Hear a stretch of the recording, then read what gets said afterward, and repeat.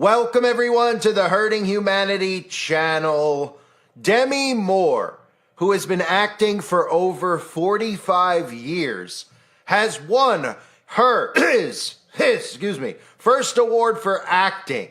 It says, I'm just in shock right now. So in 45 years, everybody knows who Demi Moore is. Demi Moore has never won any award at all, not even an award for worst actress. Demi Moore has won nothing. And do you think it's a coincidence? Because there's a few things circling around this story. That Demi Moore's first win ever is for the film The Substance. And if you're wondering what The Substance is about, I did a breakdown of this movie, which is available on the website, which was removed and given a strike here on this wonderful platform of YouTube. But the film is about the fountain of youth, so to speak. It's about a character who faces a devastating blow on her 50th birthday as her boss fires her, and amid her distress, a laboratory offers her a substance which promises to transform her into an enhanced version of herself. You might remember the Illuminati card game, which has a card called the Immortality Serum. It's no coincidence that in the card game, that liquid happens to be a red substance that you are forbidden from actually talking about. And Demi Moore, I've shown over the years, we've seen the all-seeing eye symbolism,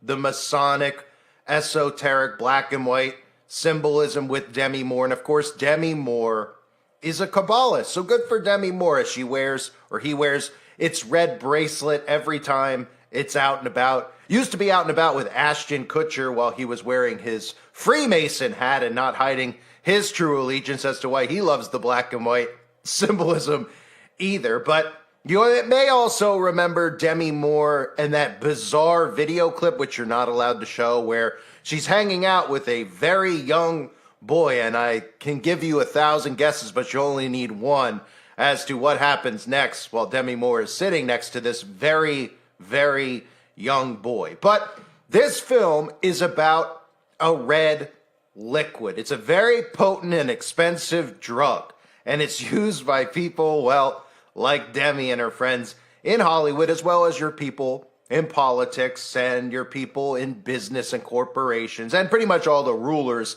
of this earth. And I'm going to play for you the trailer for this film so you can see just how this was strategically given to Demi Moore. This is not an over-the-top acting performance. This is pretty much a horror film, which rarely ever do any actors win any awards for horror films. So you could just see how they're rubbing it in our faces, because the film is about something they covet so much, the fountain of youth, so to speak, and that liquid that they covet so much. So this was a reward for Demi for taking on the role, obviously, and them holding up a middle finger saying, hey, we're going to continue to do this out in the open. We're even going to tell everybody out there what we partake in, and we're going to continue to not be arrested, never be held accountable. And of course, we'll make you think that the swamp is going to be drained and all these people are going to be rounded up, but it will never happen in a million years. And after I show you this trailer, it gets more interesting, because I want to show you the correlation between Demi Moore and what they put on the screen as Demi Moore is awarded this award at the Golden Globes. But let's start with the trailer. Have you ever dreamt of a better version of yourself? Younger, more beautiful, more perfect.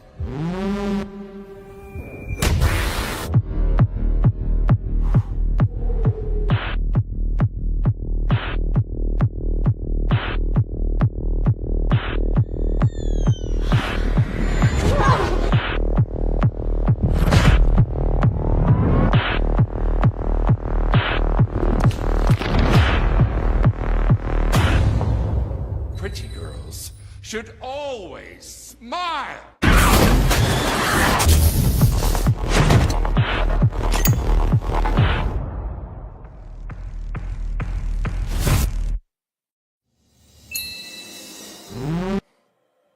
Yeah, so that looks like the type of film, right, that would win an award. I mean, of course, this film only won an award because they wanted it to win an award. When they give these films awards, it ends up giving them more praise, and then more people go see these films because they say, wow, I heard it won this, I heard it won that. It must be pretty good. And of course, this is an award for Demi for all of her years of service to the United States government, of course, because that's what Hollywood actors really are. So the other thing that I want to show you is that when Demi Moore is announced as the winner of this award, I want you to take a close look at what pops up on the screen.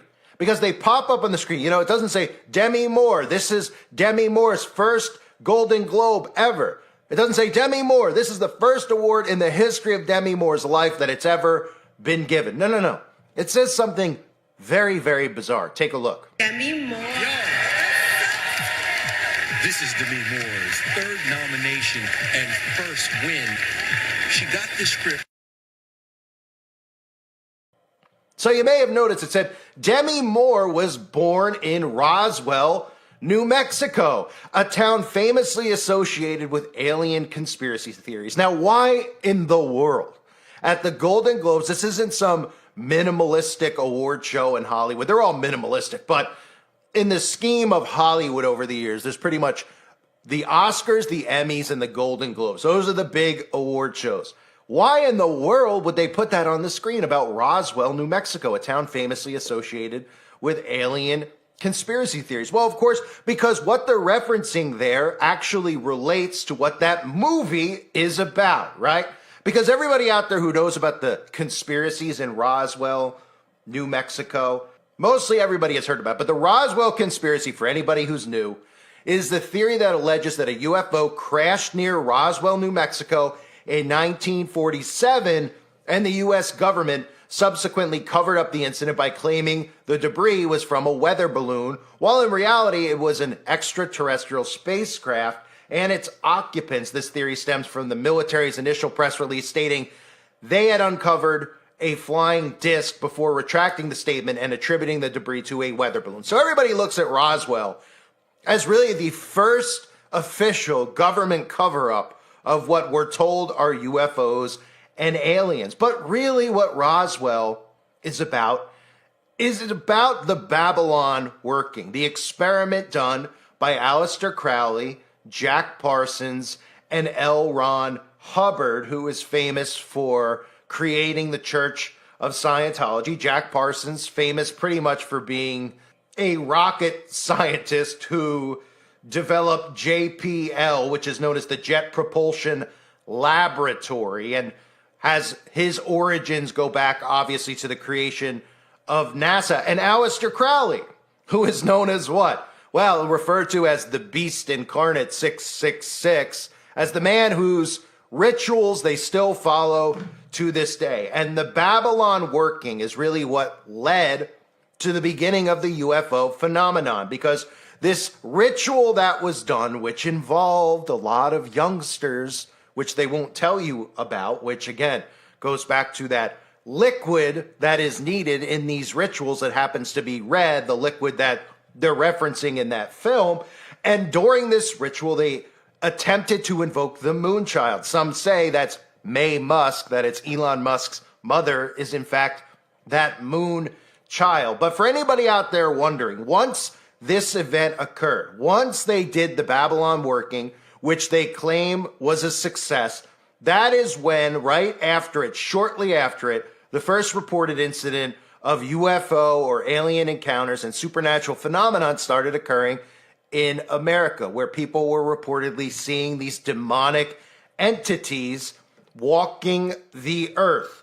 And Roswell was supposedly the first place that this occurred, according, of course, to what we've been told from our government. And everybody knows when it comes down to this UFO deception that they're planning to release information in the future, finally, about Roswell. But make no mistake, the things that they're referencing that they're going to call gray aliens are in fact demons. Demons that were invoked from Crowley, from Parsons, from Hubbard, and it all came to a head during the Babylonian working, which occurred in the year 1946, and then we had our first official UFO spotting in 1947. Here's a closer look at the Babylon working ritual. This is the story of the founder of NASA's Jet Propulsion Laboratory and the founder of Scientology and a secret ritual that was performed in the desert one fateful night in 1946, where a portal was opened and spiritual entities, i.e. UFOs, came through, heralding the beginning of a new era of humanity. In the vast spectrum of 20th century occult practices, few have garnered as much attention and controversy as the Babylon working ritual. Orchestrated by the enigmatic figures of Jack Parsons, a brilliant rocket scientist and co-founder of the Jet Propulsion Laboratory, JPL, and L. Ron Hubbard, the founder of Scientology, this series of rituals sought to manifest the Thelemic goddess Babylon and usher in a new era of human consciousness. But what was the true nature of the Babylon working? And what does it tell us about the convergence of science, religion, and esoteric pursuits in the modern age? To fully grasp the significance of the Babylon working, one must first understand the Thelemic backdrop against which it was set. Aleister Crowley, a British occultist and mystic, founded the religious movement of Thelema in the early 20th century. Central to Thelemic cosmology is the figure of Babylon, a goddess figure embodying the liberating forces of the feminine divine. In Crowley's vision, Babylon would play a pivotal role in the forthcoming Aeon of Horus, a new era of human evolution and spiritual emancipation. Jack Parsons, an ardent follower of Crowley's teachings, believed himself to be a key agent in this coming transformation. While many knew Parsons for his groundbreaking work in rocketry, fewer were aware of his deep engagement with the occult. In early 1946, Parsons was joined by L. Ron Hubbard, an aspiring writer who would later achieve fame or infamy as the founder of Scientology. The two embarked on the Babylon working, a series of rituals designed to incarnate the spirit of Babylon into human form, ultimately aiming to birth the so-called Moonchild, a magical child heralding a new dawn for humanity. You've looked into the satanic side of the occult, correct? To practice satanic worship. He said he was conceived out of a nightmare during some satanic cult ritual. Drawing from a combination of Thelemic rites, Enochian magic, and their own innovations, Parsons and Hubbard conducted the ritual over several weeks. They believed their efforts bore fruit when Parsons met and became involved with an artist named Marjorie Cameron, whom he considered the earthly embodiment of Babylon. There was an event that took place back in the late 40s known as the Babylon working ritual. Now, this was a ritual that was carried out by Jack Parsons, JPL. You know, people will even to this day say that JPL stands for Jack Parsons Laboratories, but on paper it's Jet Propulsion Laboratories. JPL is major. It's a historic, so much surrounding this, so much history here. Jack Parsons was not professionally trained, yet he was tapping into high technology and building rockets. How do you do that without any type of formal training? There were no rocket programs in America before Jack Parsons. This is paramount to understand. This guy was tapping into theosophy, Thelema, the religion of Aleister Crowley, getting these from another realm. From that point, they ripped a hole open into space-time. And from that point afterwards, you had, regardless of what Parsons actually successfully completed during that with the Whore of Babylon and different things. After that, you had the Roswell incident, you had the Kenneth Arnold sightings, you had in 1953 there was the swarm of UFOs that flew over the White House.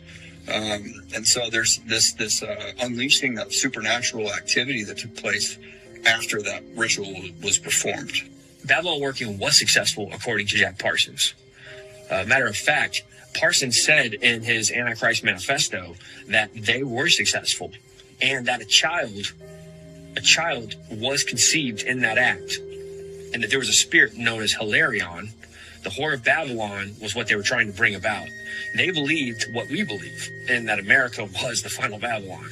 Like, this was the revived Babylon. They believed it, and they were occultists. We're Christians, and we believe it. There's evidence to back this up. But yes, let's backtrack just for a second. What happened was they opened up this portal. They created a rift and entities began to come through, not just this Whore of Babylon being birthed, but other entities, because people all over the place started having paranormal encounters, and they began to report this to law enforcement, report this to the FBI, report this to whatever agency they could get in touch with. And so the federal agencies said, we've got to come up with an answer for this.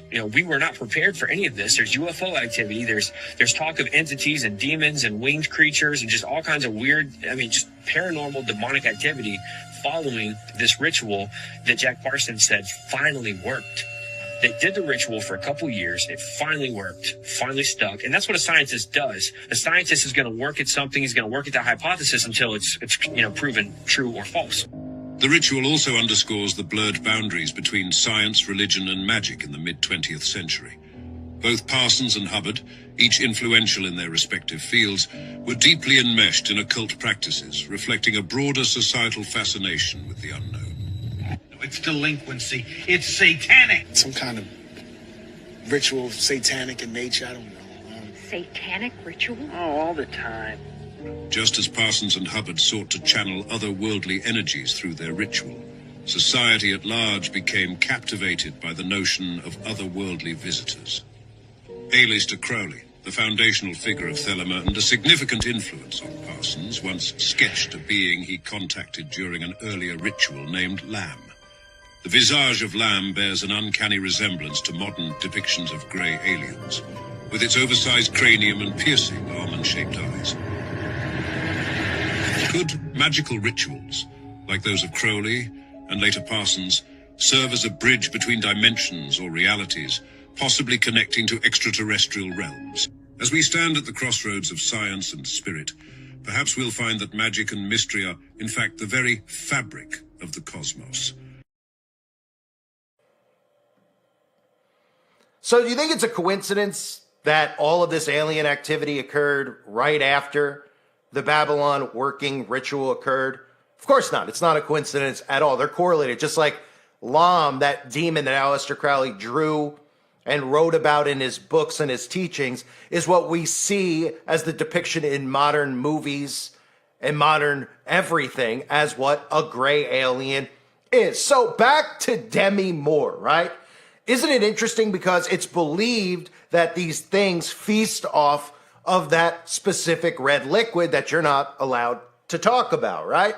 And that by doing those invocations with that red liquid, these people become under a form of demonic possession, so to speak. So Demi Moore happened to be born in Roswell, New Mexico. And they wanted to let you know, for whatever random reason, of all the things you could possibly put up, imagine that this was all real, that these actors were actually really hardworking people who were dedicated to some type of skill, which they call a craft, which is nothing more than witchcraft, because that's what we're seeing taking place, is spell casting on the people who watch these films, etc. But let's just say hypothetically, it's all real, right? These people worked hard, they got there. You finally, after 45 years, everybody's heard of Demi Moore for the most part.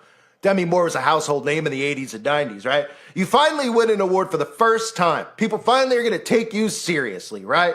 And on the screen, what does it say? It doesn't say Demi Moore, this is her first. Demi Moore's been a working actor/actress for 45 years. Nope. It says Demi was born in Roswell, New Mexico. And that's not the end of the sentence, right? Because randomly, why would they be telling us where Demi was born anyway when winning an award? Nothing to do with the film or Demi's resume. No, Demi was born in Roswell, ...